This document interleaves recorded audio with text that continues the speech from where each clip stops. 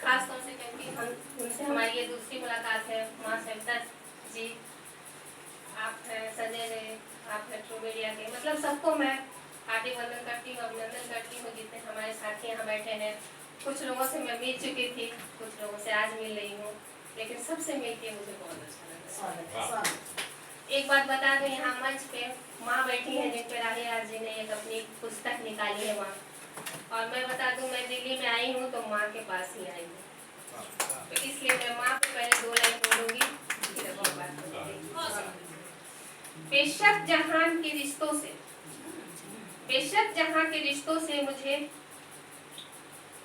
बेशक जहां के रिश्तों से मुझे घाव मिला, बेशक जहां के रिश्तों में मुझे घाव ही घाव मिला। जब जब धूप लगी मुझको, जब जब धूप लगी मुझको, माँ तेरी आंचल का छाँव मिला। ये मैं अपनी माँ को समर्पित कर रही हूँ क्योंकि मैं माँ के पास आई हूँ। यहाँ भी एक माँ बैठी है, और क्योंकि यहाँ आज किताब का विमोचन हुआ है जरा हटके,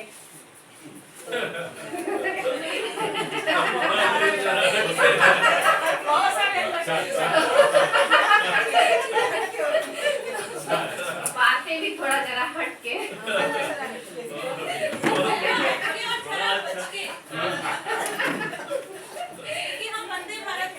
सवाल तो है, लेकिन मैं आपका टाइम जितना अपनी 5 लोग से ज्यादा नहीं, तो मैं उससे ज्यादा नहीं लूंगी।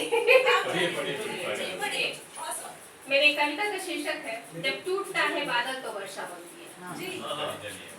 जब भी कभी टूटता है बादल तो वर्षा होती है। बादल अगर ना टूटे तो वर्षा नहीं होती। तो जब भी कभी टूटता है बादल तो वर्षा होती है। सूरज की जलती किरणें जब तीव्र ज्वलंत हो उठती हैं, तब जल वाष्प बन उड़ जाता है। किरणों की गर्मी से समाहित हो वो बादल बन मंडराता है। फिर जब टूटता है बादल तभी वर्षा होती है। देखो देखो भास्कर की वेदना से भी, देखो भास्कर की वेदना से भी विनाश नहीं सृजन ही होता है। देखो भास्कर की वेदना से भी विनाश नहीं सृजन ही होता है। धरती की बेचैनी से जब, धरती की बेचैनी से जब भूधरा स्खलन होता है, फिर बवंडर सा उठता है और पत्थर पत्थर डोलता है। फिर जब टूटते हैं पत्थर तो रेते बनती है। अगर पत्थर न टूटे तो रेते नहीं। देखो धरा की उद्विग्नता से भी विनाश नहीं सृजन ही होता है। तो मानस मन भी कुछ ऐसा ही है, हमारा मन भी कुछ ऐसा ही है।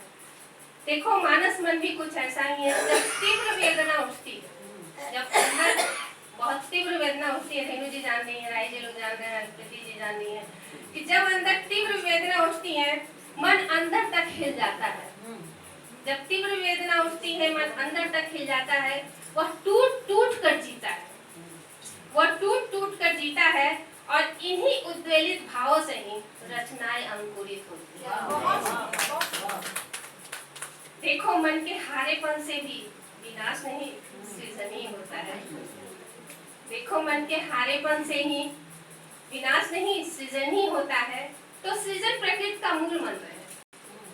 तो सृजन प्रकृति का मूल मंत्र है।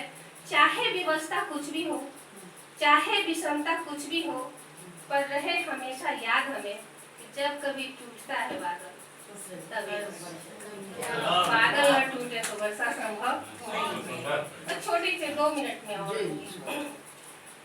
कुछ लोग होते हैं जिनको सारी सुविधाएं मुकम्मल हो जाती हैं, कुछ लोग होते हैं जिंदगी में तरसते रह जाते हैं।